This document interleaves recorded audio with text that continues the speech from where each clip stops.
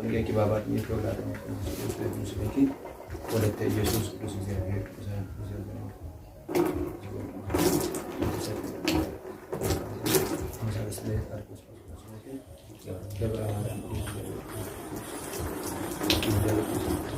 Dalam ingatan berbahasa Fagu tu abang kini umarat sini bisu ani pergi kuande. Kanaaf iyyuu sagantaa keenya kallattimaan gara abbaa keenyatti darbina. Isaanis isaan dhimma kana ani suuraa fudhatu abbaa keenyarraa isaanis eebbisanii nuuf kennu jechuudha.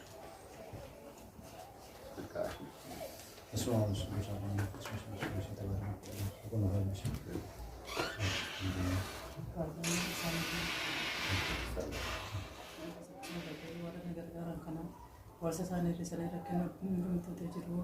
Isa bukkee dabarsanii nagargaaran kana waaqayyo dachaa warsa isaanii irratti kana dachaa isaanii dabalu warra lafarratti marsanii isaanii daawwatu waaqatti lubbuu isaanii wadaawwatu argamuuti waaqayyo marsanii isaanii eeganii mootummaa isaanii isaanii yaadatu kan irratti isaanii faguutu haala isaa.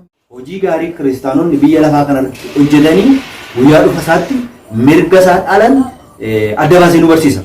Maaliif yoo seetan dhalli namaa yookiin kiristaanonni addunyaa kana irratti amantii wajjin kan nuti dadhabnu kan isin dadhabdan biyya lafaa kana keessatti sugaaf barakaa arganne yookiin qannoodhaan jiraannee darbuuf qofa osoo hin ta'in qulqullaan Phaawulos Qorontosii isa dura boqonnaa 15:19 irratti akka barreesse nuti waaqayyoon kan amannu waaqayyoon kan eeggannu waaqayyoon kan abdannu jireenya addunyaa kanaa ishee ammaa kana qofaaf yoo ta'e nama kamiiyyuu caalaa nuti akka dootaatti yookiin immoo warra gurguddaa kana qofa osoo hin ta'in armeen keenyaaf ijoolleen isaanii abdii hin qaban mana giraayii keessa jiru waan nyaatan hin qabanii maasii yookiin immoo ooyiruu qonnaa hin qabanii daldala hin qabanii hojjetaa mootummaa miti qansiraa beekanii yookiin immoo hojii guyyaallee hojjetanii jiraachuudhaaf dandeettii kanaa hin qaban kanaaf abdii kutannaa guddaatu isaan irra jira.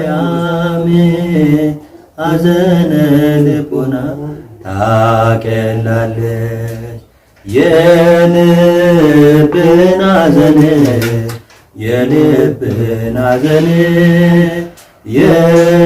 የልብን ሐዘን የልብን ሐዘን ታቀላለች ማርያም gadda gara nama isalbisti Mariami gadda gara nama isalbisti gadda gara nama gadda gara nama gadda lape nama gadala benama ni salbisti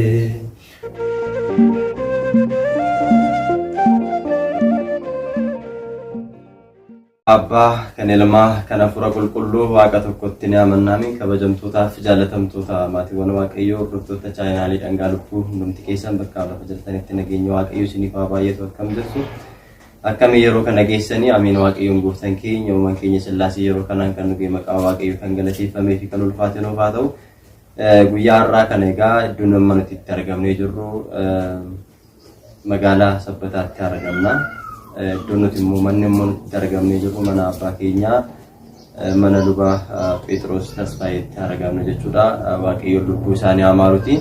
Sagantaa kiyya gabaabsuudhaaf iyyaadatti yoo taatan jechuudha gannaa irratti maatii kana dhufnee dubbisneef turre jechuudha abbaan keenya luba Phexros Tasfaayee tajaajila mana amantaa kan turan barumsan akkasumallee sirna qulqulleessaa raawwachuudhaan karaa baay'eedhaan kan isaan tajaajilaa turani haa ta'uti egaa akkuma abbooliin keenya darban wangeelaaf wareegamaa turan abbaan keenyaas wangeelaaf jecha wareegamanii turani jechuudha.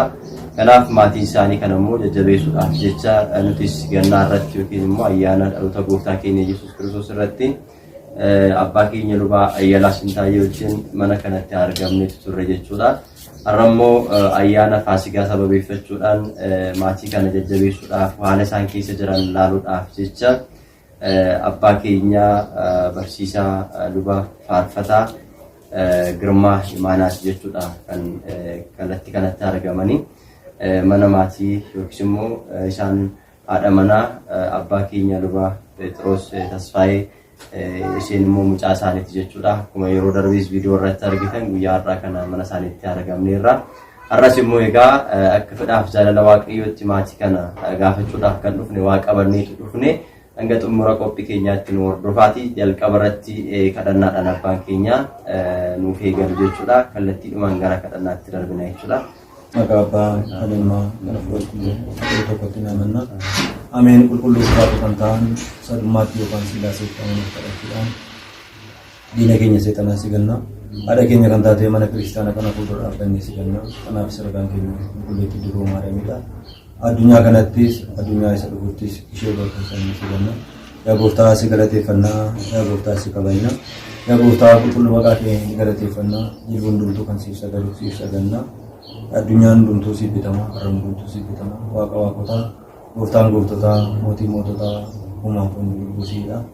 Qulqulluu Waaqayyo Gooftaa keenya, uumaa keenya, uumaa hundumaa, Waaqa hundumaa, Waaqa waaqotaa, Gooftaa gooftotaa. Fedha keenya osoo hin ta'in fedha keetiin, ayyaama keenya osoo hin ta'in ayyaama keetiin, akkanumaaf dhiifama jaalala keetiin bara keenya, bara nagaa, bara eebbaa, bara jaalalaan taasistee yeroo bakka afaan daldalii hundumaatti wajjin taatee waan dhugeessetta. Galanii kolfinni siif haa ta'u. Guyyaa irraa kana mana abbaa keenya waldaa Yesuusitti argamne maatii isaanii akka jajjabeessiniif yaadannoo akka goonee kadhannaa akka goonuuf yaa Waaqayyo Gooftaa kallattiidhaanis kallattii malee obboloota keenya biyya alaaf biyya keessa ta'anii uummata kee tajaajilan qabeenya isaaniitiin qarshiidhaan tajaajilan isaan sababa godhattee gara mana kanaatti akka argamu waan nu gooteef si galateeffannaa. Galanni ulfinni siif haa ta'u. Ammas gidduu keenyatti argamtee mana kanaaf maatii kanaa akka eebbistu akka jajjabeessitu lubbuu abbaa keenyaa waldaa Yesuusiin mirga Abrahaam Isaaq Yaaqoob akka jiraachistu hunda keenyaaf maatii biyya alaaf keessa ta'anii abbaa keenyaaf maatii isaanii yaadatanis biyya lafaa irratti suba eebbaa biyya waaqa irratti immoo mootummaa kee bara baraatiin akka yaadattu eeyyama kennuuf haa ta'u.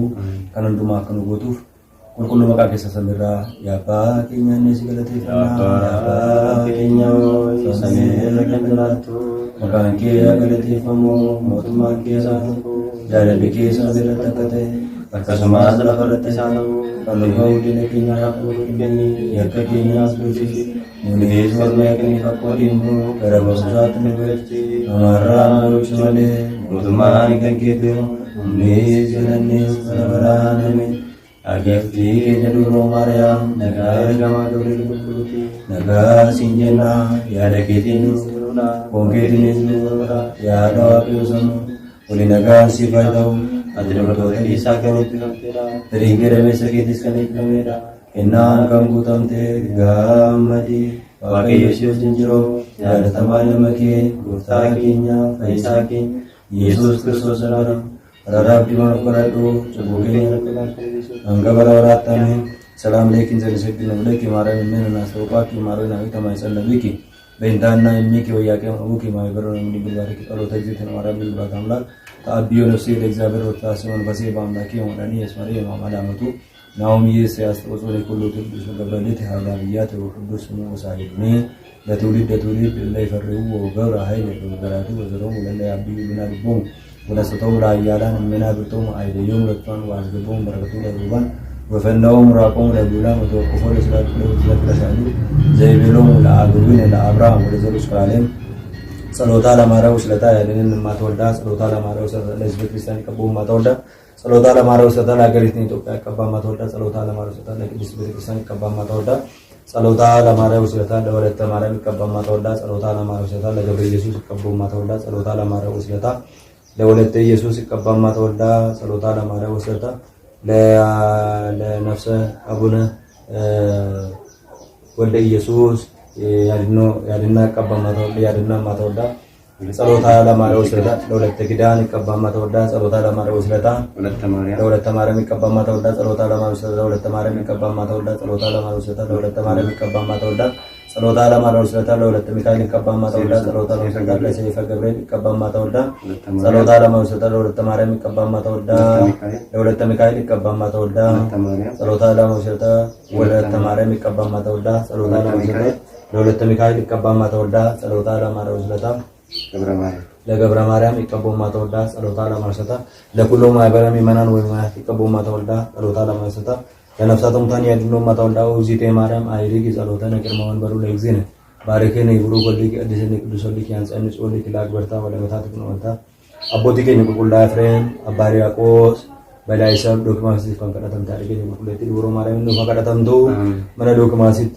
አራርሱ ማሽቲን ከነርገምተ ኢልመሽት ያለሽ ቦታ ከኝ ፈይሳቲ ኢየሱስ ክርስቶስ ዱከ ቦታ ወጅን አከሶ መነ ከነ ተርገምተ ኢልመሽ ፍደቴ ዱከ ቦታ ቁልቁሎታ ወጅን መነ ከነ አከ ቢሲስ አራርሱ ማንሽ ቢሲስ ቢሽ መነ ከነ ከሰ ከቦቱ የመሽ ነው ፋታው ባቀዩ ጎፍታ ከኛ ፈይሳቲ ኢየሱስ ክርስቶስ አለከ ቁልቁለቲ ዶሮ ማርያም ጀቴ mana kana akkanu eebbistu maatii kana akkanu jajjabeessitu lubbuu abbaa keenya walda yesuusiin mirga abrahaam isaaq yaaqoobiin akka jiraachistu maatii isaanii haadha warraa isaanii ijoollee isaanii akka guddifatanii fayyaa nagaa akka laattuuf boqonnaa sammuu akka laattuuf ijoollee isaanii daa'ima isaanii guddiste humna garaan akka geessu baratanii hojjetanii bu'aatti akka ba'aniif eebbifa barnoota isaanii erganii waggaa waggaan gammachuutti akka darbaniif gadda abbaa isaanii akka irraanfatanii biyya lafaa irratti jireenya isaaniitti jiraatan mana isaaniitti jiraatan hojii isaaniitti jiraatan eebbistee akka laattuuf haadha kee qulqulleetti dooroo maaree jettee araarsummaa isheetiin araarsummaa ergamoota qulqulloota toloota hundumaan si kadhannaa kan hundumaa akka nuuf raawwattuuf biyyaadhaaf biyya keessaa ta'anii maatii abbaa keenya walda yesuusiin harmee keenya walatta maariyaamiif ijoollee isaanii kan yaadatan ijoollee bataskaanaa ijoollee mana kiristiyaanaa kan daldalan kan qotan kan araman kan baratan hundumaa keessumaa biyya hambaa ta'anii karaa obboleessa keenya maatii kana kan yaadatan qajeesha obboleessa keenya maatii kana kan yaadatan maatii sana ijoollee keenya biyyaadhaaf keessa jiran waaqayyo akka nuuf eebbisu eeyyama kennuuf haa ta'u waaqayyo nuuf haa eebbisu waaqayyo isaanii kalaatu kan qaban irraa laatanii kan irratti waaqayyo nuuf haa guutuu fi cubburraa kan hafe biyyaadhaa ta'anii biyya hambaa ta'anii osoo isaaniif hin mijatin warra hin mijanneef kan yaadatan wanti hundumtuu biyya lafarratti akka mijatuuf wanti isaan yaadan cubburraa kan hafe fedhii garaa isaanii hundumtuu akka raawwatamuuf eeyyama waaqa keenyaa nuuf haa ta'u fedha garaa keessanii hundumaa waaqa isiniif haa raawwatu isinis immoo waaqa isin haa jabeessu obboloota keenya qindeessuudhaan maatii kana yaadachuudhaan biyya lafarratti suuqa eebba barbaacha biyya waaqa irratti immoo mootummaa waaqayyoo barbaachuudhaaf tajaajila guddaa kana raawwattu obboleessa keenya waaqayyo garummaadhaan si yaadatu obboleessa keenyas waaqayyo garummaa isaatiin nuuf yaadatu hunduma keenya lafarratti suuqa eebba biyya waaqa irratti immoo mootummaa isaatti hunda keenya akka nu yaadatu eeyyama waaqa keenya nuuf haa ta'u dura keenya kan taa'e tsabala kana tsabala saariyoom tsabala beeta saayidaa tsabala yordaanos taasisee dhukkubsatoonni kan ittiin fayyaa turan warri dhukkubsatan warri hidhaman agaanintiin jinnoonni qabanii kan rakkisan ittiin bilisa ba'aa kan turan maayii gaboo yookaan bishaan cinaacha gooftaa keenya fayyisaa keenya Yesuus Kiristoos isaa dhiigaa wajjiniin yeroo leenjinoos waraane dhangala'eetti jijjiire waaqayyoo fayyina foonii lubbuu akka nuuf taasisu maatiin kun akka ittiin jajjabaatan ijoollonni keenya namoonni keenya biyyaadhaaf biyya keessa ta'anii maatii kana yaadatan suuqa kana ittiin argatan afurri hamaan afurri dukkanaa afurri gaddaa mana kana keessaa naannoo kanaaf qe'ee kana akka fagaatuuf hunduma keenyaaf qoricha foonii lubbuu akka nuuf ta'u waaqayyoo akka nu jajjiiru eeyyama waaqa keenyaa nuuf haa ta'u kan hundumaa akka nu godhuuf qulqulluma qasasameerraa Yabaa keenya jennee galateeffannu yabaa keenya saasee galateeffannu baangee galateeffannu mootummaa keessa jaalala keessa miirratti akkasumas lafarratti kanneen keenya irraa nuuf kennu yakka keenya nuuf dhiisi nunis warra nu yakkaniif akkuma gara barumsaatti nu galchi namaan dumaarraa nu galchi malee mootummaan kan keetu nunis galannis bara baraan ameen yaa maariyaam yaa giiftii koo nagaa ergamaa gabriel qulqulluuti nagaa siin jenna Leketiin dubroodha, hongeetiinis dubroodha. Yaada waaqayyo sammuu waliin nagaan siif haa ta'u. Ati dubartoota hundumaa keessaa waamte kan eebbifamtedha. Firiin gadameessa keessis kan eebbifamedha. Kennaan kan guutamte gammadii waaqayyo si wajjin jiru.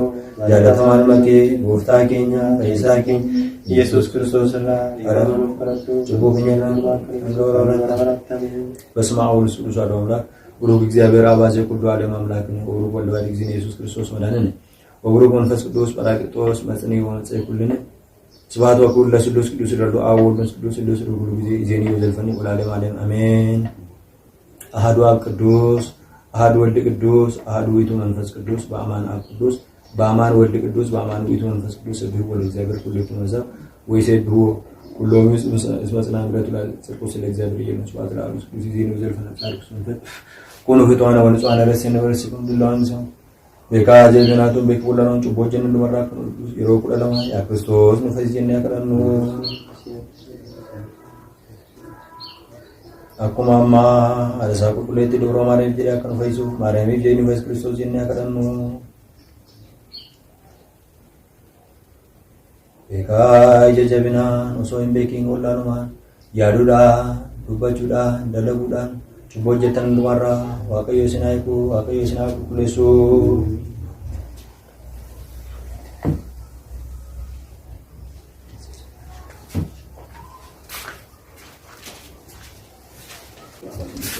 Adonai Kristus kudus konsimiki oleh Maria kudus እግዚአብሔር dan sambutan masalah sekitar bersama kudus saya bersama saya lalu kudus bisa cuma kudus tinggi Maria murah selalu sangat pergi ke babat ini kalau ada kudus konsimiki oleh Yesus kudus እግዚአብሔር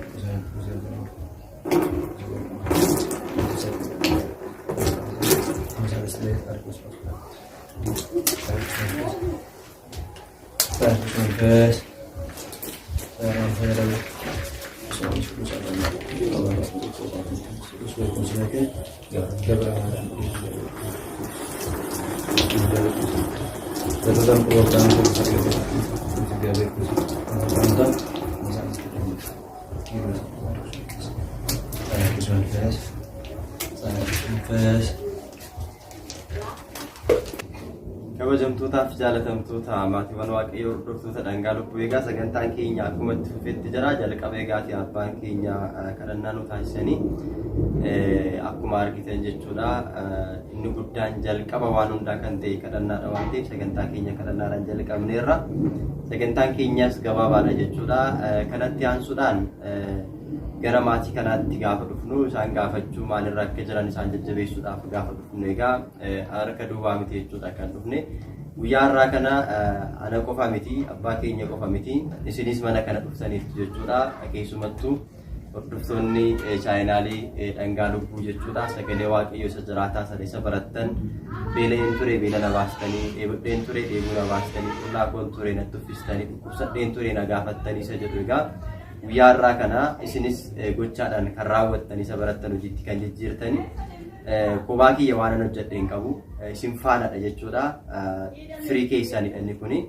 Sila kana ta'eef guyyaa irraa akkuma beekamu ayyaana gannaa yookiin immoo ayyaana dhaloota gooftaa keenya Yesuus Kiristoos sababeeffachuudhaan abbaa keenya Lubaa Ayyaalaa Sintaayee wajjin dhufnee viidiyoo waraabnee isin ergineen baay'een keessan egaa viidiyoo sana ilaaltanii maatii kana gargaaruu qabna. Maatiin kun maatii keenyadha. Kanaafiyyuu maalis haa ta'u waan hundarratti hirmaannee gadda isaan irratti gammachuu isaan irratti hirmaannee isaan gargaaruu qabna jettanii yaaddanii buustanii baatanii walitti qindooftanii guyyaa irraa kana jechuudha. Sababa kanaatiin gara kanatti dhufeen jira. Chaayinaalii dhangaa lubbuu jalaati namoonni gargaarsa kanaaf taasisuudhaaf walitti qabamtan namoota 11dha jechuudha. Warreen biraatiifis fakkeenya akka ta'u isaan kana qofa namoota 11 kana qofa osoo hin ta'in chaayinaaliin kun namoota 4,400 qaba sa'aatii ammaa kanatti. Egaatiin namoota muraasa namoota xiqqoo qubaan lakkaa'aman hojii barakataa kan raawwate isinis raawwachuu danda'uuti isinirra jiraataa. Hojii barakataa baay'ee jira gara fuulduraatti maatii kanas isaanii gadittis immoo baay'ee dhiphachaa kan jiran baay'ee isaanii kan jiran waan jiraniif isaanis yeroo tokko deemnee kan daawwannu ta'a waan ta'eef yommuu isinitti himnetti hojii barakataa kanarratti akka nuuf hirmaattan isiniin jenna. Guyyaa irraa kana namoonni maatii kana gargaaruudhaaf egaa ayyaana kanarratti gammachuudhaan akka isaan dabarsan maatiin biraa manni biraa yeroo nyaatee dhugee gammadu isaanis immoo daa'imni kun isaanis maatiin kun keessummaan itti dhufuu danda'a waan ta'eef waan jiruuf haala jiruutiin egaa sagantaa ayyaana kanaas akka dabarsanii fi waan isaaniif barbaachisu akka raawwataniif jecha namoonni qarshiin isinirraa sassaabame tokkoffaan faanosee gosaa Walatte Kidaanii jalqaba irratti akkuma argitan hunda keessaniif abbaan keenya kadhannaa godhaniiru. Waaqayyoon sagalee jireenyaa isaanii dhageessu biratti tajaajilummaa isaaniif haa dheeressu. Kanaaf obboleettiin keenya Faanoseen gosaa Walatte Kidaanii 500dha kan isheen hirmaatte. Obboleettiin keenya Asteer Dedhaa Walatte Maariyaam immoo 4,600 hirmaatte. Almaas Baay'ii Walatte Maariyaam immoo 2,000dha. Arfaffaa irratti obboleettiin keenya Warqee Dabalee Walatte Maariyaam qarshii 2,000. Shanaffaa irratti Caalii Gammachuu Walatte Mikaa'el qarshii 1,000. Ja'affaa irratti Mallee Zeenaa Gabriel obboleessi keenya obboleettiin keenya qarshii 1,000 dabalata obboleessi keenya yeroo ammaa kana biyya alaatti kan argamu Shimallis Yaaddessaa Seefa Gabriel qarshii 2,000 Zinaa Zannabee Walatta Maariyaam qarshii 1,000 salgaffaa irratti Aayiluu Waaqee Walatta Mikaa'el qarshii 1,200 kurnaffaan Fayyisee Walatta Maariyaam qarshii 1,000 tokkoffaan immoo Qabbanuu Walatta Maariyaam qarshii 1,000 jechuudha. Walumaa galatti qarshiin namoota 11 irraa sassaabame kun qarshii 18,000 fi qarshii 300 jechuudha. Qarshii kana keessaa akkuma asitti argitan bunaaf sukkaara keessaa jenneerra.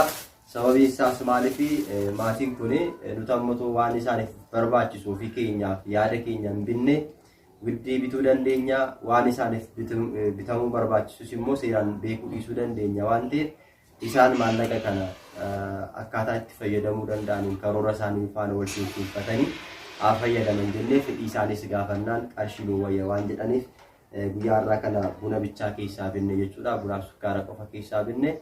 Akkasuma immoo egaa tiraanispoortiin jira, karaa irratti waan baay'ee jira. Walumaa galatti bunaa fi sukkaara tiraanispoortii waan garaagaraa dabalatee baasiin as keessaa ta'e qarshii 2,200 jechuudha. Hafteen qarshii har'a callaa qabannee dhufnee qarshii 17,000 fi qarshii 100 jechuudha. Qarshii kana eegaatii abbaan keenya isaaniif nuu kennu jalqaba irratti jechuudha. Hunduma keessaan dhugaasaa dubbachuudhaaf qarshiin kun kan keessanii dafqa keessanidha. Eegaatii dafqi keessan kun immoo iddoo akka qaqqabuuf waan argitan sana ija keessan akka argitaniif jechuudha. Viidiyoon kun kan waraabame waan ta'eef dhugaan jiru isa kanadha. Kanaafuu dhugumatti dhugaasaa dubbachuudhaaf waaqayyo isin haa eebbisu. Sillaaseen uumaan keenya bakka baasanitti isiniif haa guutu, waan yaaddan hundumaa isiniif haa guutu, abbaan keenya dhumarratti isin eebbisu waan eebbifamu waan ta'eef. Kanaafiyyuu sagantaa keenya kallattimaan gara abbaa keenyatti darbina. Isaanis isaan dirba kanaa ka'anii suuraa fudhatu abbaa keenyarraa isaanis eebbisanii nuuf kennuuf jechuudha.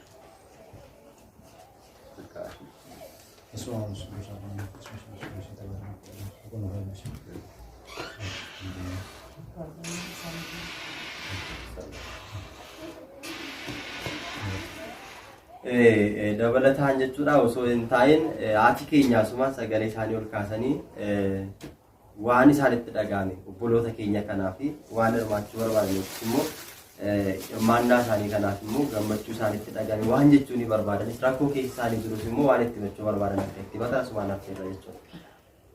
Waaqayyoo dhabbii isaanii keessatti mul'ate warra na gargaaran kana warsa isaanii irra rakkina hundumtoota jiru. Isa bukkee dabarsanii na gargaaran kana waaqayyo dachaa warsa isaanii irratti kana dachaa isaanii dabalu.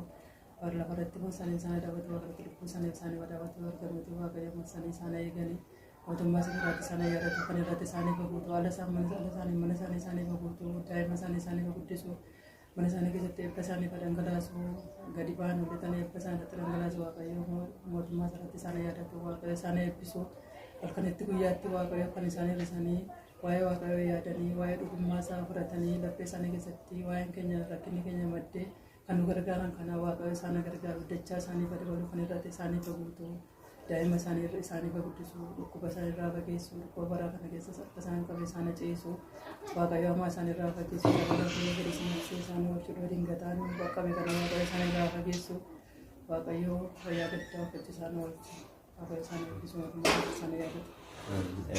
Waaqayyo hunduma keenya faana ta'u dhumarratti abbaan keenya gorsaa fi ergaa maatii kanaafis warra hirmaatan kanaafis nuuf kennu kallattiidhumaan gara isaaniitti darbu. Maqaa abbaa kan ilmaa kana bira qulqulluu waaqayyo tokkotti naannoo kabajamaa barsiisaa keenya barsiisaa Diyaaqoon Dajanee keessumaa waltajjii kanaaf hojii gaarii kanaaf adda durummaadhaan hojii guddaa kan taphatu maatii kan argame keenya Walatta Maariyaam maatiin as jirtan hundumti keessan biyya alaas biyya keessaas jiraattanii tarii viidiyoon kun haala feetaniif hin feeniin kan isin qaqqabu maatiin waaqa hundumti keessan haala mijataa keessa kan hin jirre nagaa waaqoo isin gaafannaa akkam ooltanii akkam bultanii akkam jirtu ameen nagaan waaqa keenyaa kan gooftaa keenyaa fayyisaa keenya Yesuus Kiristoos waltajjii gammachuuf gaddaa qindeessee hunduma keenya kan walitti nu sassaabu maqaan isaa bara baraan kan galateeffame kan eebbifame nuuf ta'u obboleettii haadha keenya Dubroo Maariyaam ergamoota qulqulloota obboleettii hundumaa maqaan isaanii hanga waaqa isaanii kabajeef sadarkaa isaanii kabajamanitti kan kabajameef kan eebbifame nuuf haa ta'u. Egaa Waaqayyoo kallattiidhaanis kallattii malee yeroottis yeroo malees nu barsiisa. Gabaabsinee waltajjii gaddaa mana gaddaa kana keessa dhaabbannee gammachuu keessa dhageessisuu barbaanna. Gammachuu guddaan sagalee Waaqoo dhaga'uudha. Sagalee Waaqootiin jajjabaachuu waan ta'eef mee gabaabsinee sagalee Waaqoo wajjin baranna. Waaqoon dhageenya nu barsiisu. Mata duree godhannee yeroo gabaabduu kana keessatti kan walii wajjin ilaallu wanta gaarii hojii gaarii eenyutu nutti agarsiisaa kan jedhu mata duree godhannee ilaalla. Baggoon maan yaasaayyeenaadha. Waan gaarii eenyutu nutti agarsiisa kan jedhu mata duree keenyadha. Jecha kana yookiin sagalee gaaffii kana kan argannu faaruu abbaa keenya Daawit faaruu 4 lakkoofsa 6 irratti gaaffii dhiyaateedha. Kaayyoon barnoota kana ijoollee Waaqayyoo addunyaan kun nama waan gaarii hojjetuuf nama waan gaarii hojjetee nama waan gaarii hojjisiisu yookiin fakkeenyummaa gaarii nama ta'u dhabee bulchiinsa gaarii isa ta'u bulaa gaarii isa ta'u hojjetaa gaarii isa ta'u hojjechiisaa gaarii isa ta'u jireenya gaarii isa ta'u dhabeeti addunyaan hunkurama. Gooftaan keenya Waaqayyoon keenya dhala namaa gaafa uume fakkeenyummaa isaatiin bifa isaatiin halluu isaatiin kan uume hojii gaarii akka hojjennuuf akka isa gammachiifnuuf walii keenya akka gammachiifnuuf yeroo ta'u mata dureen barnoota kanaa yookaan kaayyoon barnoota kanaa kaayyoon uumama keenya waan gaarii akka hojjennuuf waan gaarii hojjenne gaariin akka nuuf ta'u namoota obboleessa keenyaafis waan gaarii akka goonuuf hojii mata duree barnootaa nu barsiisudha. Inni lammaffaan amantaa qabaachuu dandeenya. Amantii qabaachuu dandeenya. Wanta garaagaraa amantii keenyarraan kan ka'e ajaa'iboota gurguddaa hojjechuu ni danda'u. Gadaamii galuun ni danda'ama. Gadaamii yookaan kawaalaa seennee adda baanee jiraachuun ni danda'ama. Soomuun ni danda'ama. Sagaduun ni danda'ama. Garuu amantaa keessatti wanti guddaan barbaachisu hojii gaariidha.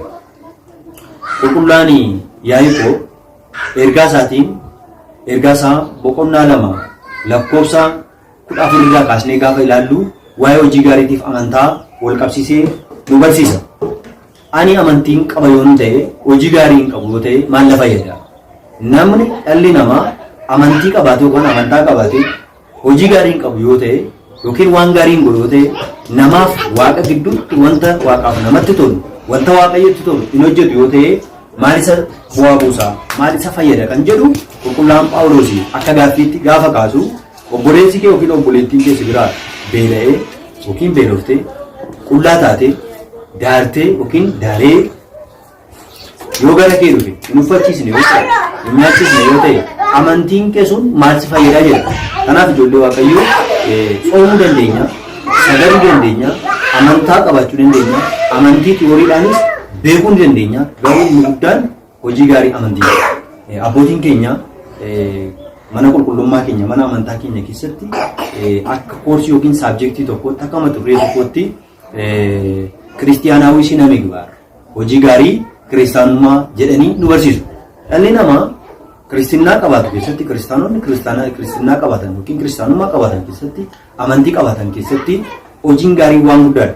Hojii gaarii yeroo qabnu kana keessa itti fayyadamnee gabaabinaan ilaallee bahuudhaaf gooftaan keenya fayyisaan keenya Yesuus Kiristoos gara addunyaa kana gaafa dhufu wangeela Maatewos boqonnaa 25 lakkoofsa 31 kaasnee gaafa ilaallu hojii gaarii kiristaanonni biyya lafaa kanarratti hojjetanii guyyaa dhufa isaatti mirga isaa dhaalan adda baasee nu barsiisa.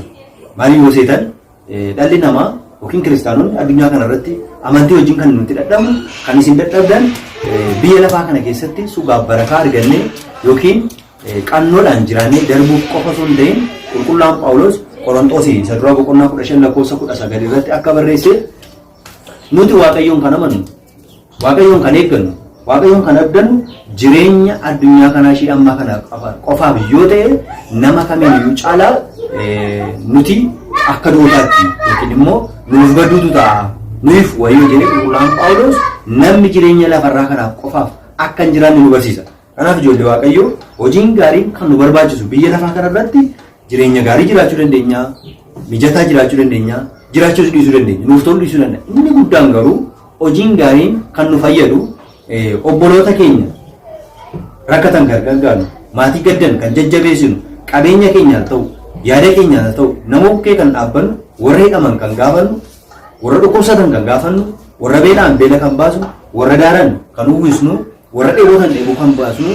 Inni guddaan gooftaan keenya caqasa yookaan kutaa kitaaba qulqulluu amman tuqe Wangeela Maatewos boqonnaa 25 irratti ni dhufa.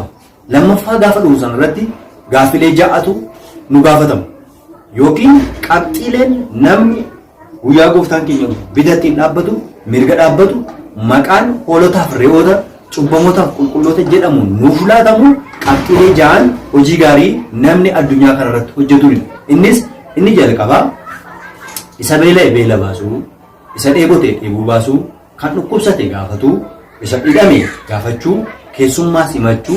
Wantootni kun ja'an guyyaa gaafa dhufan dhufa gooftaa keenyaa fayyisaa keenya Yesuus Kiristoos lammaffaatti gaaffii nuuf dhiyaatudha. Kanaaf egaa dhuguma dubbachuudhaaf armeen keenya ijoolleen isaanii nuti gaddinee ture waa'ee abbaa keenya footoo isaanii yookaan suuraa isaanii girgiddaa irratti yookiin immoo baatii kanarratti argaa keenyan kanarratti argaa akka jirtan abbaan keenya kun ani waggoota 5 ol isaan faana jiraadheera. Abbaa qulqulluu lubummaadhaan uummata kana tajaajiluun isaaniif ta'u keessumaa luboota bara kana jiran addunyaa keenya keessa jiran keessa abbaa bataskaanni isaaniif taatu, abbaa bataskaanaaf ta'an, abbaa nuuf ta'an, abbaa gaarii turani. Haa ta'u malee gaddi maatii kana gadda keenya ture. Gaddi maatii kana gadda bataskaanaa ture. Gaddi maatii kana gadda keessan ture. Gadda hunda keenya waan ta'eef isaan irratti argamnee gadda kana keessaa jajjabeessuudhaaf qabxii guddaa yookiin immoo qindeessa guddaa kan taatan karaa barsiisaa keenya isinidha. Keessumaa biyya lafaa kan alaa kan jirtan, ijoolleen biyya hambaa jirtan, uummatni keenya biyya hambaa jirtan isinidha. Kanaaf dhugaa dubbachuudhaaf waa'ee abbaa keenyaa seenaa isaanii dubbannee fixuu hin danda'amu. Abbaa guddaadha.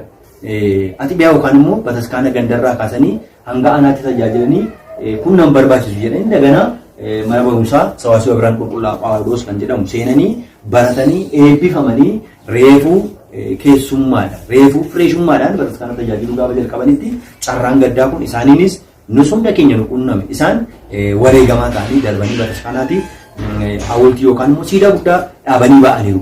Kanaaf walumaa gala gara gudunfaa kanatti gaafa dhufnu gaa gadda isaanii kana keessatti jajjabeessuun keessan, jajjabeessuun obboleessa keenya addanatti argamuun keenya kun biyya lafaa irratti qofa osoo hin ta'in biyya waaqaa irratti bisa osoo hin taane gara mirgaa nuuf murteessisiisa. Cubbamaa nu jechiisa osoo hin ta'in qulqullaa nu jechiisa. Abidda bara baraa osoo hin taane jireenya baraa nuuf laata. Kanaaf ijoollee Waaqayyoo kun hojii gaarii keessaa isa guddaadha isiniin jechuu barbaadeeti. Kanaaf warra gaddan jajjabeessuun kana qofa osoo hin ta'in armeen keenyaaf ijoolleen isaanii abdii hin qaban. Mana kiraayii keessa jiru. Waan nyaatan hin qabanii, maasii yookiin immoo ooyiruu qonnaa hin qabanii, daldala hin qabanii, hojjetaa mootummaa miti, qansiraa beekanii yookiin immoo hojii guyyaallee hojjetanii jiraachuudhaaf dandeettii kanaa hin qaban.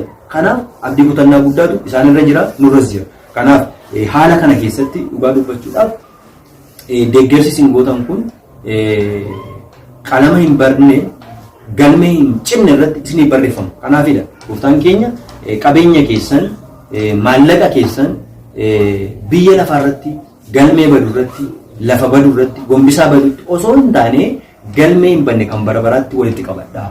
Gombisaa bara baraatti walitti qabadhaa. Isa biyya lafaarraa hattuun seentee cabsitee saamuun ni danda'ama. Daaniyoon nyaachuun ni danda'ama. Biiliin balleessuu ni danda'a. Isa waaqarraa garuu hattuuf daaniyoon biiliin iddoo arguu hin dandeenyeesi qisaasessuu hin dandeenyetti walitti qabadhaa. Inni sun guyyaa dhumaaf isiniif ta'a jira. Kanaaf akka waliigalaatti armeen keenya wanti isin gootan kana gammachuu guddaa itti dhaga'anii jajjabina guddaa itti dhaga'ama. Qarshii isin laattan kun dhugaa dubbachuudhaaf qarshii birrii 17,000 jechuun amma akkasittiin deeggarsa yookiin immoo jajjabeessuu jalqabdan kanaan itti fuftu yoo ta'e isaaniin abdii kutannaa kana keessaa baasuu qofa osoo hin ta'in qallaba waggaa danda'uu qofa osoo hin ta'in yoo itti dabalan hojii uumuuniif hin danda'amu. Karaa qindeessaa barsiisaa keenya barsiisaa Dajaneetiin wal duukaa dubbatanii hojii uumuuf hin danda'amu. Maaliif abdiin qabaniidha? Wanta amma fiddan kana bifa kana itti kennee deemuu dandeenya. Wanta amma maallaqa amma qarshiin amma gabaa tokkodha kan gadi qabu hin danda'amu jiraachuun garuu ammoo danda'ameen akkaawuntii isaa karaa akkaawuntii isaanii karaa barsiisa keenya akkaawuntii isaanii irratti haala mijataa ta'een yookiin sikuritii iccitii ta'een walitti qabamaa fi deemamee seenaa guddaa hojjechuun hin danda'amu waan ta'eef hojii gaarii isin hojjettan kun salphaa isinitti hin fakkaatin. Kana ergan jedheen booda haalli isin itti gaafatan immoo yeroon amma keessa jirru kun guyyaan borii guyyaa hosaayinaa guyyaa gammachuu haa ta'uyyuu malee torbeen dhufu kun guyyaa dhukkubbii gooftaa keenya fayyisaa keenya Yesuus Kiristoos namoota dhukkubsataniif dhukkubbii gooftaa keenya itti yaadannuuf gaabbii itti galluudha. Kun gatii lubbuu isiniif ta'a dabalataan. Inni biraan dukkana keessaa yerootti gara ifaatti ce'uudhaaf jirudha. Coomii labuu ji'a 2 guutuu bifa kanaan lagachaa turre dhukkubsatoota gaafachaa turre ji'a waqtii kana keessatti armee keenya maatii kana yaadachuun abbaa keenya lubbuu isaanii yaadachuun gatii guddaa isiniif laachisa. Kanaaf waaqayyo gatii keessan lafatti nambisin isiniin jecha waan guddaadha. Du'aa ka'umsa gooftaa keenya ifa du'aa ka'umsa gooftaa keenya fayyisaa keenya Yesuus Kiristoos kan bara kanaa qofa osoo hin ta'in dukkana waggaa 5,500 nurra ture sana cabsinee gara bilisummaa bara baraatti ifa bara baraatti yeroo itti yaadanne yeroo itti dabarre yeroo keessatti yaadanne waan ta'eef yeroo kana keessatti wanti isin gootan kun waan guddaadha waan bataskaana boonsuudha waan hunda keenya boonsuudha waan ta'eef hundumti keessan kan kennitan waaqayyo gatii gaarii isiniif haa laatu armee keenyaaf jajjabina ijoollee isaaniitiif jajjabina abbaa keenyaaf immoo mootummaa bara baraa nuuf haa laatu kana jecha walumaa gala sa'aatii keenyatti fayyadamnee xumuudhaaf wanta amma hojjetame armeen keenya kana booda jajjabaachuu qabdu isin waa'een biyyaa isinitti dhaga'amuu danda'a akka foonitti akka biyya lafaa kanaatti akka dachee annuurri keenya yookiin ija fooniitiin gaafa ilaallu iddoo abbaan keenya itti dhalatan naannoo sanan ture godina qellem wallaggaa irran ture isaan garuu wallagga dhiyaarraa gara qellem wallaggaa deemanii naannoo daallee waabaraa magaalaa qaaqee jedhamutti tajaajila guddaa hojjechaa turanii achi gara kana dhufanii kunoo carraan kun quunname kanaaf isaanii wajjin wal argeen beeku abbaa keenya wajjin garuu sirriitti wal beeka abdii kutannaa kana har'aa kaasee dagachuu qabdu isin obbolaa gaarii qabdu waa'ee maatii waa'ee biyyaa waa'ee isaanii isinitti ta'uu danda'a fira gaarii qabdu abbaa gaarii qabdu lammii gaarii qabdu biyya gaarii keessa jirtu bara gaarii keessa jirtu kanaaf jajjabaachuu qabdu dagachuudha qabdu gadda sana dagachuu qabdu ijoollee keessan hin barsiisti bataskaanni abdii amantaa guddaa qabna hin barsiisna kunoo ijoolleef namoota isin beeknetu bifa kanaan isin gargaaraa jira abbaan keenya yoo jiraatan akka foonitti amma kanallee deeggaruu hin danda'u ijoollee waan jedhutti of jajjabeessuu qabdu itti aansuudhaan obboleessa keenya barsiisaa Yaaqoon Dajaneen gatii lubbuu waaqosiif haa taasisu namni addunyaa kana keessa gaafa jiraatutti waan baay'eetu nama quunnama tajaajilli waltajjii irra qofa kun tajaajila guddaadha dhugaa dubbachuudhaaf umurii keenyatu xiqqoodha malee bataskaana keessatti umurii baay'ee dabarsineerra tajaajila amma naga'u kana tajaajiluun in ulfaata kun tajaajila guddaadha kana qofa osoo hin ta'in amanamummaa guddaadha waan ta'eef kennaa kana waaqayyo dachaa siif dabalu sirraan fudhatiin daa'ima tokko qabda dabalee waaqoo daa'ima siif laatu maatii keef nagaa sanyii kee hundumaa firoota kee hundumaaf nagaa laatu ijoollee keenyas biyya alaa biyya keessa jirtan waaqoo nagaa fayyaa isiniif laatu lubbuu abbaa keenyaa mirga Abrahaam Siyaaq Yaaqoob waaqoo nuuf haa jiraachisu jecha xumuruudhaan dura faarfannaa jajjabinaa tokko kan haadha keenya qulqulleetti duurumaa faarfannee xumurra Maariyaam hazana lubbunaa taaqalele kan jedhu waliin faarfannee xumurra. Maariyaam hazana lubbunaa taaqalele Maariyaam hazana lubbunaa taaqalele hazana lubbunaa hazana lubbunaa hazana lubbunaa hazana lubbunaa taaqalele hazana lubbunaa hazana lubbunaa hazana lubbunaa hazana lubbunaa taaqalele ማርያም የልብን ሐዘን ታቀላለች ማርያም ሐዘነ ልቡና ታቀላለች የልብን ሐዘን የልብን ሐዘን የልብን ሐዘን ታቀላለች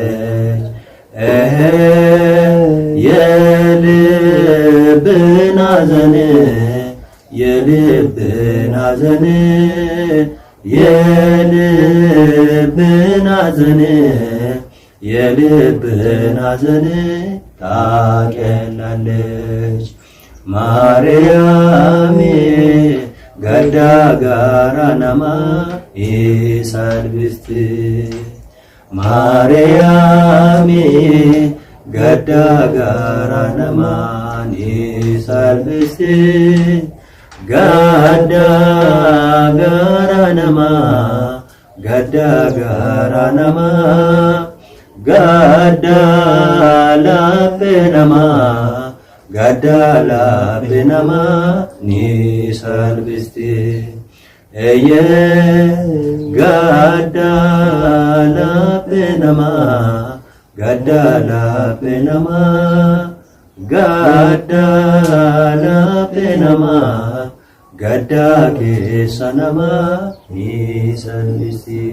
waaqayyo gaddamaatii kana nuufaa salphisu adii keenya qulqulleetti Dubroo Maariyaam dookmaasiin kan gadde kan jajjabeessite kadhannaa isheetiin akka jajjabeessitu mala aadaa zariitti argamee qulqulloota wajjin kan jajjabeesse maatii kanas waaqayyo nuufaa jajjabeessu waaqayyo kan nu gorsee kan nu barsiise qulqulluu maqaa isaatiif bara baraan galanni furfin isaaf haa ta'u. Irra deebiidhaan nagaaf jaalallee waaqayyo isiniif haa baay'atu. Maatiiwwan waaqayyo eegaatii akkuma jalqabaa argitan maatiin kun maatii gargaarsa barbaadanidha. Yeroo darbe akkuma isinitti himne isin beektu jechuudha. Maatiin kun dhugaataa dubbachuudhaaf isaan tajaajilaa mana amantaa turanii mindaan tajaajilummaa mana amantaa isaan immoo akkuma beekamu amma tajaajila irra jiran qofattidha jechuudha. Sila kanaaf mindaan tajaajilummaa isaanii dhaabbateeranii amma yoonaa irraa dhaabbateera jechuudha. Isaan immoo yookiin hojjechuu mootummaa miti yookiin qotatanii hin qabanii maatiin kun immoo hin jira. Mucaan isaanii tokko gadaama jira jechuudha. Gadaamatti barachaa jira. Kanaaf walumaa galatti egaa amma sirra deebi'an namoonni gargaaruu barbaadan akkaawuntii dhuunfaa isaaniitiif gargaaruu dandeessu jechuudha. Akkaawuntiin kun kan isaaniidha jechuudha. Kan dhuunfaa isaaniitiin akkaawuntii isaanii kan irratti dhuunfaa isaaniitiin gargaaruu dandeessu. Buzinash Tasfaayee Jiraataati jechuudha. Akkaawuntii isaanii immoo baankii daldala Itoophiyaati. Yookiin Nigdi baankiidha.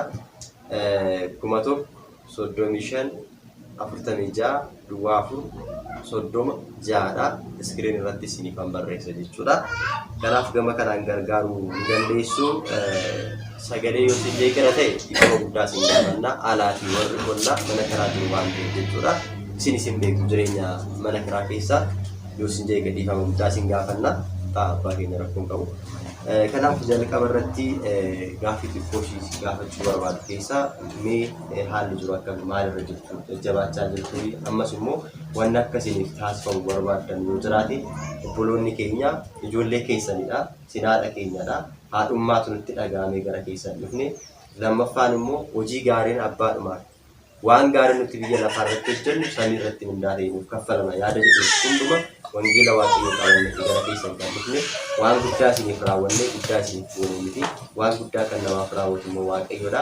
Namni immoo xiqqoo yoo wal godhe isin waan xiqqoo irratti yoo wal gargaartan yoo isin wal jaalattan isin jaaladha waan jedhuuf egaa kanuma raawwachuudhaaf obboloonni keenya bakka bu'ummaadhaan kan na ergani.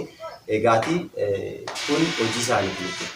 Kanaafuu yeroo baay'ee namoota dadhaban namoota rakkoo keessa jiranis gargaaraa akka turan bataskaana ijaaraa warra turanidha. Hojii gaarii warra hojjechaa turan waan ta'eef yaada jiru haala keessa jirtan adeemsa keessa jirtan namoota galateeffachuu barbaadan yoo jiraate ergaa keessan gabaabsanii murteessu jechuudha. Waaqayyo waaqayyo keessatti gargaaru waaqayyo isin gargaaru waaqayyo lafarratti isaanii sanadari isaanii mootummaa isaanii yaadatu warra gargaaran dachaa isaanii gargaaru isaanii gargaaran warra dachaa isaanii gargaaru waaqayyo isaanii eebbisu ammas immoo waaqa gaditti nama namtittee jira amma damoozis immoo narraa dhaabbatee jira isaanii dadhabanii ji'a sadii waan haalaatanii ji'a sadii booddee damasnarraa dhaabbatee jira. Mannis immoo mana kiraa keessa jira. Harka namaatiin naa kaffalamaa jira. Harki namaa kun yoo namarraa namni ganaa kaffaluu baatee ani abbaan manaa mana keessaa ala bahii jechuu danda'a. Ani yaaddoo guddaatu narra ga'ee jira waaqa gaditti. Garuu akka waaqayyootti immoo waaqayyo immoo nama sanaa kaasee na gargaaraa jira. Wanni damasnarraa dhaabbatee waaqayyo immoo nama sanaa kaasee nama keessa bulee na gargaaraa jira. Ammas immoo mana kiraa keessa jira. Namni kun damasa kana yoo mana kiraa kana naaf yoo dhiise innis immoo kan waaqayyootti ibsanii mana kiraa kana naaf kaffalaa jira nama dhuunfaa jechuudha. Amma namni kun yoo naaf dhiise mana kana keessa abbaan manaa keessaa na baasee yaaddoo guddaa jira. Isaanis immoo warri bataskaana kanaas immoo lafi dhukkubsaatti dhiigisaatti dhangala'ee kunis immoo hojii waan inni kennan ta'ee irraan si dhaaba jedhanii amma yoonaatti hojii waan tokko irra na dhaabanii ani waan tokko damasa fudhachaa hin jiru. Akkasumatti harka duwwaa ta'aa jira. Gargaarsa waaqayyootti na argatee warra waa'ee waaqayyootti mul'atee waa'ee waaqayyoo laphee isaanii keessa bulee waaqayyoo ilaa'inni na gargaara waaqayyichaa isaanii gargaara warra dadhabanii lafa mukaa deemee dhufanii na gargaaranis immoo waaqayyoo mootummaa isaatti sana yaadatu luba isaanis immoo waaqayyoo tajaajila isaaniitti isaaniif dabalu waaqayyoo mana isaanii yaada isaanii isaaniif eegu dachaa isaaniif dabalu umurii isaaniif dheeressu barsiisaa warra dhufanii namoota kana naaf kaasanii dhufanii amma lafa keetti argamanii na gargaaraa jiras waaqayyo isaan gargaara waaqayyo mootummaa isaatti isaan yaadatu ada isaan mana isaaniif eegu waaqayyoo guyyaa du'a isaan ga'ee waaqayyoo mootummaa isaatti isaan yaadatu. Amma gara si'achittis immoo ani waaqa gaditti akkuma namaa irratti abdaddee jira malee damoosa fudhachaa hin jiru. Hojiirras dhaabbaddee hin jiru. Karaa waaqayyoo isanitti mul'isan immoo na gargaaraa jedhee namas immoo waaqayyoo wajjin isin gaafachaa jira. Waaqayyoo dachaatti isiniif dabaluu waaqayyoo umurii keessan isiniif yaadatu lafa irratti wanta isiniif yaadatu waaqatti immoo lubbuu keessaniif ni yaada akkatti mootummaa isaatti isin yaadatu dachaatti isiniif dabaluu waaqayyoo baraa kana dubbii baraa kana keessa waaqayyo isin ajjeesuu hin jedhaan uffadhaan isin eebbisa. Mee mana kana mana kiraatii mana kiraa keessa jirtu erga isaan boqotanii amma midhaan. Amma ji'a 8ffaa yammarannee gata godhine. Amma yoonaa mana kiraa kana nama dhuunfaatu ni kaffalaa Nama ture. dhuunfaatti naaf kaffalaa jira. Yoo namni dhuunfaa kun yoonarraa giddaa jirraan qabu yoonarraa dhaabbatee ani akkanitti guyyaatti yaadda guddaatu narra ga'ee jira. Garuu waaqayyo immoo harka isaatiin na qaqqabachaa jira. Nama kanarraa giddaa hin qabu waaqayyotti mul'isa na godhuu danda'a yookiin immoo dhaabbachuu danda'a. Namni kun dhaabbate ani mana kana keessa abbaan manaa keessaa gadi na baasanii akkanii guyyaa yaadda guddaarra jira jechuudha. Mee ati ni kaffalu amma ji'a meeqa kaffalama mana kanatti? Manni kiraa jarri warri naaf jedhani 2,000 naaf jedhu manni kiraa immoo 1,200 kaffalaa 600 Dhibba ammoo akka itti fayyadamtanis ni eeyyaman jechuudha. jarri warri isaan 2,000 naaf jedhu. Eenyu jedhamu maqaan isaanii? Maqaan isaanii qabaddee hin jiru. Sumaan galateeffachuu dandeessu. Waaqayyo isaan eebbisu waaqayyo warra mana kiraa kana naaf akkasumas immoo waaqayyo dachaatti isaanii badhaafatu mootummaa isaatti isaan yaadatu waaqayyo isaanii badhaafatu. Amma gara fuulduraatti haala jireenya irratti wanti ba'aan ta'a jettanii yaaddanii sodaa keessa galtan maalidha? Amma gara si'achitti wanti fura dhaabbaddee hin jiru. Kan akkasumatti egaa obsumaan eegaa jira hojiirra waan inni ishee danda'eerra abbaasi waan inni ishee danda'eerra hojiirra dhaabaa jiranii ammoo yoonaatti deddeebi'uun gaafachaa jira. Hojiirra amma yoonaatti dhaabbaddee hin jiru. Amma akkasumatti nama akka duwwaataa jira waaqayyo immoo garuu nama sanaa kaasee amma yoonaatti harkuma namaarraan inni jiraachisaa jira waaqayyo. Gara si'achitti abdii biraa waaqni biraan qabaa nama waaqayyo nama sanaa kaasee gargaaree afaan dhibee Maqaan keenyadha. Eebbisee maqaan obboleettii keenya eebbisee dandeessee kutaamee qabaachaa akka kutaanuma akkamii haalli jireenyaa maal dhaga'ama haala ammatti keessatti? Wanti dhaga'amu maaltu jira? Wanti rakkoon jiru kana keessatti jajjabina akkamii qabda? Maazalii kee wajjin kan innaa jiraachaa jirtu kanatti jechuudha. Wanti dhaga'amu jira. Nagaa jirti, fayyaa jirti. Hundumtuu nagaa. Barumsi sii kana miti. Mee warra immoo maallaqa sii gargaaran kan ammaa jettaan. Mee sirriitti galateeffatu.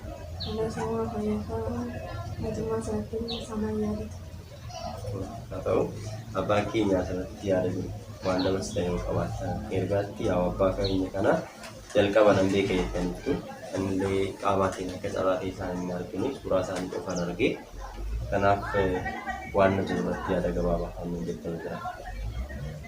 Hunda dursa carraan kun naaf laatame yaada akka laadhu amma sa'aatii kanatti qofa osoo hin ta'in kaleessa poolisii keenya ibsan jedhanii nu deemna gara mana abbaatii abbaa walii Yesuus kaleessaadha. Dhugaa dubbachuuf gammachuu guddaatu natti dhagahame gara mana kanatti kunillee ulfinaan qarshii fidanii dhufuudha. Akkasumatti buunaan barbaadan ture garuu carraa argatee hin dhufne hunda dursa gara kana dhufu dura abbaa keenya kan sirriitti eegan bara saayoon dagadhee osoo gara mana barumsaa qulqullaa Phaawulos osoo biraan hin deeminiin dura akkuma sila tuqee ture godina Qellem Wallaggaa irratti hojjetaa waajjira biyya lallabaa godinichaa irraa ijaarsa sabakaa guddaa irra ture yeroo isaan gara mana barumsaa turanii deemanii isaan immoo Daallee waa baraatan jedhamu magaalaa Qaaqeerraa jiraatu. Abbaa guddaa ulfina qaban tajaajilaan hojii waajjiraatiin baay'ee amanamuu turanii osoo hojiirra jiranii gara mana barumsaan deemaa jedhanii gaaffii gaafachuu hin jiru. Gaafa kana jedhan waajjirri hundumtuu ajaa'ibsiifatee akka isaan deemanii karaa abbaa keenya wanta gurguruu Eenoo yookaan abbaan galateeffamu qabuun naa'ee deematti fakkaata. Dagadhee wanti qoture waan ta'eef akka deemu godhamee ana bira mana koollee bilbilaa turanii akka deemu godhamee ijoolleen hojjetooti waajjiraa hundumtuu gammadanii erganii wanti addunyaa kana keessatti namni rakkisu meeqa hojjiraatan immoo akka deeman godhan. Yeroo sana dhugaa dubbachuudhaaf rakkoo isaanii nutti himatan maatii isaaniillee wanta itti dhiisanii deeman qabaachuurra darbee dhabuurra darbee ofii isaaniitti tiraanspoortii ittiin gara mana barumsaa deeman qaban turan. Taarikii yookaan seenaa isaaniitti waan keessaa gara mana barumsaa fedhii isaan qaban irraa kaasee akka isaan deeman akka gara tajaajilaatti guddatan kan godhe nama amantaa Pirootestaantii hordofu aanaa sana keessaa akka isaan baratan fedhii isaaniirraa kaasee abbaa gaarii hawaasa Ortodoksii qofa biratti osoo hin ta'in Musliimaa Pirootestaantii amantoota addaa biratti illee jaallatamoo akka turan seenaa isaanii keessaa kanan beeku. Tiraanspoortii kaffalee fi qarshiis liqeessee fi waggaa nama gargaare mana amantaa biraarra jiru. Sanallee miindaalee deebi'anii nu gaafachaa turanii hojii gadhiisanii mana barumsaa seenaniiru. Miindaan illee amma isaan mana barumsaa turanitti kan hojjete irraa akka kaffalu godhame maal akka ta'e sana hin beekun ture. Seenaa isaaniillee biyyatti deeggarsaan qaban jechuu barbaadeeti. Maaliif yeroo baay'ee qulqullaa'in Daawit faaruu isaatiin akkuma dubbatu kakuu haaraa keessattis akkuma dubbate ante kaahinu la'aleen bakka masiimatu malkas sadiq. Ati akkuma malkas sadiq luba bara baraa jedhamee gooftaa keenyaaf kan raajamu lubootaafis irra jira. Luboonni tajaajiltootni abbaa faadha isaanii gadhiisanii lubummaa fudhatu ijoollee koo haadha manaa koo maatii koo jedhanii qabeenya horatan biyyaa gara biyyaatti godaanaa deemu. Kaayiniin yookiin immoo luboonni tajaajiltootni godaantoota mana hin qaban qabeenya dhaabbataa hin qaban lafa hin qaban. Kanaaf yeroo baay'ee ijootaan bataskanaa naannoo ixaana jiru yookiin immoo naannoo ixaanaa naannoon bataskanaa lubootaaf kan laatame reeffaa wajjin jiraatu jechuudha. Awwaala keessa jiraatu jecha. Kanaaf abbaan keenya kun bara isaanii bataskanatti dabarsanii bara isaanii barumsatti dabarsanii lafa immoo uummata kana tajaajiluudhaaf ta'anitti kun carraa gaddaa kanatti nu qaqqabe. Isaaniif garuu lafarratti seenaa guddaa barreeffataniiru kana caalaa abbootiin dursanii isaa ta'u yeroo too qabaannee baay'ee haasofna turre. Inni biraan mootummaa waaqaa dhaalaniiru isaan abbaan kun wareegamtoota keessatti galmeeffamaniiru. Kanaaf nuti kan dubbachuu barbaadu isaanii wajjin har'a wal argu ijoollee isaanis maatii isaanis illee abbaa kana garuu beekaa barsiisaa keenya barsiisaan dajanii immoo abbaa keenya kana hin beeku seenaa isaanii beekaa maatii kana immoo yeroo lammaffaa arga hin beeknu jechaadha isaan wajjin wal hin beeknu akka fooniitti wal hin beeknu afuraan garuu wal beeknu. Kanaaf akka walii galaatti maatiin kun akkaawuntiin isaanii duwwaa kaazinaa akka hin qabne qonna akka hin qabne daldala akka hin qabne ani ragaadhaa nuti ragaadhaa jechuudha. Haalli isaan keessa kun jiran kun wanti isaan keessa darban seenaan abbaa keenyaa kun ragaadha waan ta'eef taa'ee gaafa yaadamu waa'ee gosotaan sodaadha kaanii waan luba waan ta'eef waan sodaadha. Kanaaf wanta ammas barsiisaa keenya wajjin waa'ee akkaawuntii isaanii kana kaasne barsiisaan keenya eebbatti argachuudhaaf anis eebba argachuudhaaf isinis eebbatti argachuudhaaf akkaawuntii isaanii kana hin gadhiisna. Manni keenya manni lubummaa yookaan beeteknetii hundaa'uun abbaa yeroo gabaabaa keessatti akkasittiin hojii reefuu jalqabanii deemanii waggaa hedduu kan tajaajilaniif illee yeroo baay'ee xoollataan laatu hin jiru kan beekanii sooroma yookaan xoollataa irraatu kana beekna maqaadhaan jira sooroma garuu baasuu dhiisuu danda'a. Kanaaf abdii hin qaban jechaadha. Kanaaf akka walii galaatti wanta nuti gochuu qabnu bara baraan teenyee birrii 10 birrii 30 birrii 100 kumaan teenyee gargaaruu irra an akka abbaa tokkootti yookiin mucaa bataskanaa tokkootti akka tajaajilaa tokkootti gaafa dubbadhu akkaawuntii isaanii kana irrattis haa ta'u akkaawuntiin biraa banamee fi kuufamee wanta isaan qallabaaf itti fayyadaman yeroo muraasaa yoo kennamee bifa kanaan yoo kennameef illee biyya keessaas biyya alaa barsiisaan keenyas isinis kaayyoo godhatanii kan qabdan buna shaayee danfisuu irraa kaasee qaansiraan hojjetan kana boodatti deebi'anii hojii guyyaa hojjetan ittiin bulan inni hojjetu yoo jedhe dandeettii isaas hin qabanne nama hojjechiisu keessumaa haadha dubartiidha jechuudha. Saalaan yookiin korniyaadhaan dubara osoo dhiira ta'anillee namatti tolu. Mucaa isaanii hangafa amma gadaamiidhaa qabu. Ishee kanas fuunee barsiisuudha qabnu isaanis jiraachisuu qabnu. Kana gochuudhaaf immoo akka waliigalaatti akkaawuntii isaanii kana irratti waan hunda keenyaa kuusnee hojii banuufidha. Inni guddaan hojii banuufidha. Isaanis bara baraan akka gaafataa namneef abdii kutannaadhaanis akka namneef abbaa keenya abbaa gaarii qabna. Biyya lallabaa kana keessatti namoota baay'ee rakkina akkasii keessa osoo hin ta'in rakkina osoo hin qabaatin iyyuu abbaa nama gaarii gargaaran abbaa guddaa abbootii jiran keessaa galateeffamuu abbaa keenya Abuna Saawuroosiin kallattii kanaan galateeffachuun barbaada. Isaanis akka isaan gargaaran nan amana. Kiristaanotas astababbaraa jiru namanna waajjiras kun akka isaan hojiillee laataniif amma kanatti abbaa gaarii jira waan ta'eef nuti immoo karaa keenyaan sana eeguu keenya inni sun ganaadhaa si'achi hin eegamu fuucheeridha. Nuti garuu akkaawuntii irratti waa kuufnee fi akka hojii banatan hojii banachuu dura immoo mana isaan keessatti boqotan dunkaana tokko hin qaban isaan eegan hindaaqoo tokko hin qaban gombisaa hin qaban walumatti.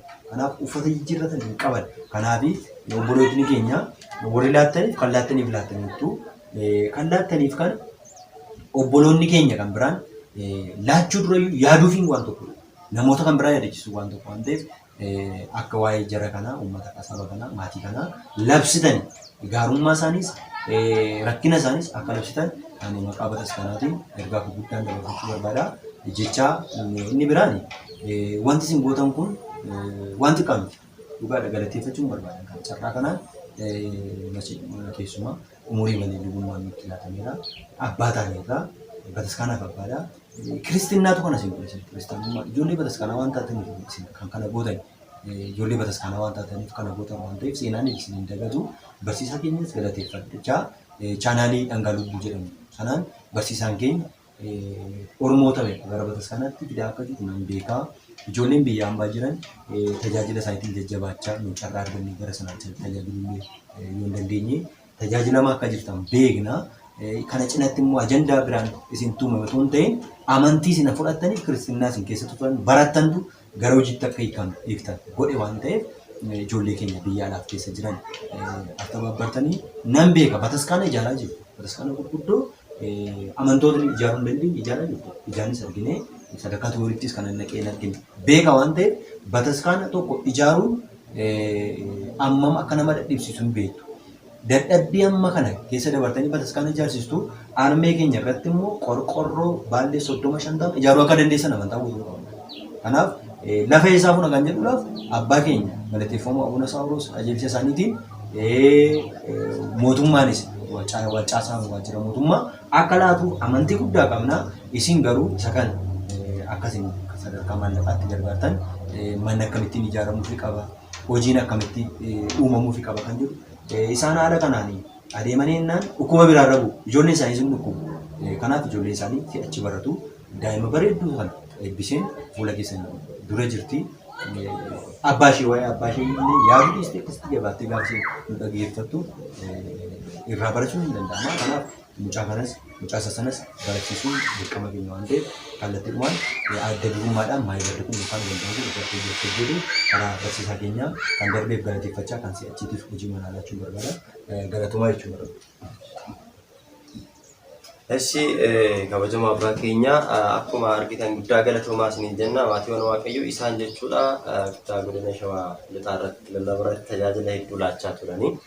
Kanaaf har'a fageenya amma kana gahu nu faana kottaa hin deemna gaafa jedhu dhimmi kun dhimma kiyya kan kee qofa miti jedhanii yaadanii dhugumatti na kabajanii na faana dhufanii jiru. Waaqayyoon isaan haa kabaju. Dhugaa dubbachuudhaaf taanaan yeroo ammaa kana namni hunduu hojiin qaba. jedheetu jechuudha. Namni baay'een yeroo hin laatu jechuudha. Namni yeroo baay'ee qarshii laachuu barbaada malee yeroo isaan laatu. Yeroon immoo waan guddaadha. Qarshiinis yeroo keessaa argama waan ta'eef iyyuu isaanis immoo egaa maatiin kun armee keenyadha, haadha keenyadha. Hundi keessan armee qabdu, haadha qabdu, haati immoo tokkuma jechuudha. Kanaaf bataskaannis armee keenya waan ta'eef armeen keenya immoo kan nu barsiiste wal gargaaruu nu barsiiste bataskaan hedduu ijaarreerraa ijaartaniittu gargaartaniittu hintsaa inni jalqabaa bataskaan inni duraa immoo laphee namaadha, dhala namaadha, mucaa namaadha. Egaa bataskaana beetakiristaana hintsaa beetakiristaanii dhoqqeedhaanis mukaanis akkasuma dhagaadhaanis ijaaruu dandeenya jechuudha. Hintsaan Sillaasee bataskaanni Sillaasee immoo osoo jigee jiru osoo kufee jiru immoo bataskaana ijaaruun nutti cimeeti jechuudha. Kanaaf bataskaana isin ijaarraa saba keenya kufanii jiran isin kaasnaa adaraa keessan jabaadhaa isiniin jenna. Dabalataan ergaan isin dabarsu yoo jiraate dabalataanis immoo eebbifamoon abbaan keenya Abuna Saawuroos egaati kutaa lallaba kanaatti itti gaafatamuudha isaanii hojii guddaa akka hojjechaa jiran hin dhageenya. Namoonni immoo isaan faanas hojii guddaa waa'ee isaaniidhaaf hojjechuudhaaf yaadan akka jiran odeeffannoo dhageenye jirra waan ta'eef hanguma saditti hanguma isaan qaqqabanitti yoo egaa namni har'a nyaatu malee hin bulu. Mana karaa kana keessaati har'a koottaa baatee abbaan mana kanaa keessaa baaseera yoo ta'e maatii kana qabatanii dachee irra hin bulan yookiis immoo ala hin bulanii egaati baay'ee rakkisaadha waan ta'eef waa'ee maatii kanaaf adaraa keessan irra deebi'aa itti yaadaa isiniin jechuu barbaanna. Kanaafiyyuu hojii barakataa kan wajjin taane haa hojjennu. Abbaa keenyas namoonni itti dhiyaattan haala jiru nu dubbistanii akkamittiin akka hojjetamuu danda'u, akkamittiin maatiin kun akka gargaaramuu danda'u, nuti sammuu humna keenyaa keessa gallee akka isaan gargaaruu dandeenyuuf gahee keenya akka baanuuf egaa dhaamsa kana nuuf dabarsaa hin jechuu barbaanna. Sagantaa keenya guyyaa irraa xumurreerra abbaan keenya kadhannaadhaan nu goolabee. Abbaa galmeetoo ilmaa galmeetoo firookuu galmeetoo abbaa galmeetoo ilmaa galmeetoo firookuu galmeetoo abbaa galmeetoo ilmaa galmeetoo firookuu galmeetoo waaqayyoon kandeessee leetii dubroo maaraan galmeetoo amma gooftaa keenya Yesuus Kiristoos galmeetoo Kiristoos dhiifama isaatiin akka nu yaadatuuf dhufaatii isaa lammaffaatti akka nu qaanessineef maqaa isaa galateeffachuuf akka nu dammaqsuuf isa waaqeffachuutti akka nu cimsuuf dhageeftii keenya leetii dubroo maaraan kadhata keenya lubaasii cubbuu keenya dhiisisii teessoo gooftaa keenya fayyisaa keenya Yesuus Kiristoos irratti kadhata keenya dhiyeessii nyaata kana kan nu nyaachisee qoofoo kana kan nu baasee nyaata uffata keenya hundumaa kan nu qopheessee cubbuu keenya hundumaa kan nu qobsee ulfaataa dhiiga isaa qulqulluu foon isaa kan nuuf kennee hanga yeroo kanaan kan nu ga'e waaqayyo hanga galna ta'uu kan isa deessee qulqulleetti dubroo maaraaf galna ta'uu kan gooftaa keenya galna ta'uu maqaan waaqayyo har'as yeroo hundumaa bara baraan kan galateeffameef kan eebbifame nuuf haa ta'u. Ameen waaqayyo fayyaam nagaan nuuf laatee waltajjii eebbifamaa kanarratti nu waame mana abbaa keenya walda Yesuus yookaan luba Phexros Tasfaayitti argamne maatii isaanii akka jajjabeessinu eebba kana suura kanas akka argamu kan taasise waaqa abboolli keenyaaf galanni ulfinni isaaf haa ta'u.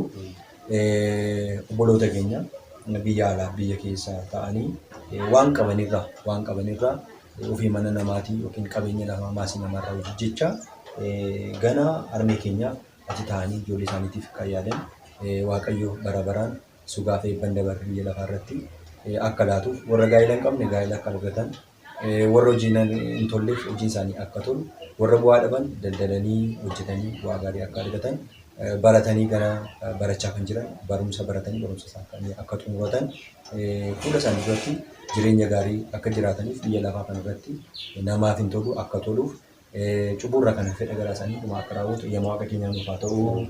Biyya waaqaa irratti immoo akkuma kana barsiisaa keenya hunda keenya iyyuu isaaniinis mootummaa bara baraatti hunda keenya waliin nu yaadatu hedduu qulqulleetti dubroo maariyaam kan qulqullootaaf toloota hundumaa biyya keenyaaf saba keenyaaf qe'ee kanaaf maatii kanaaf nuuf haa baay'atu.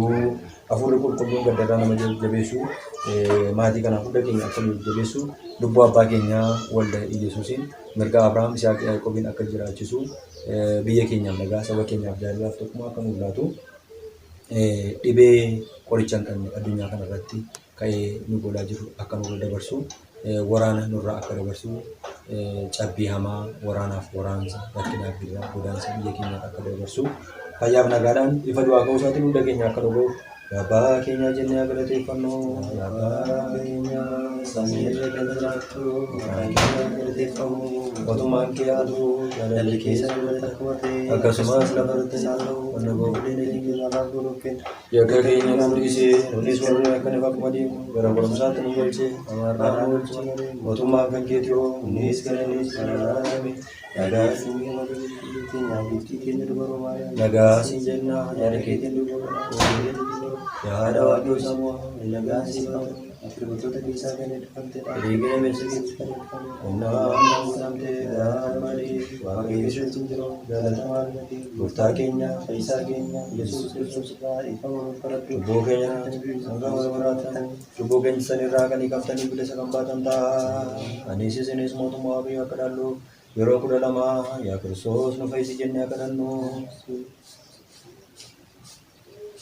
Akkuma ammaa haadha isaa qulqulleetti dubara Maariyaam Ijjeeriin akka nu fayyisu Maariyaam Ijjeeriin fayyis Kiristoos jennee yeroo 12 kadhannu.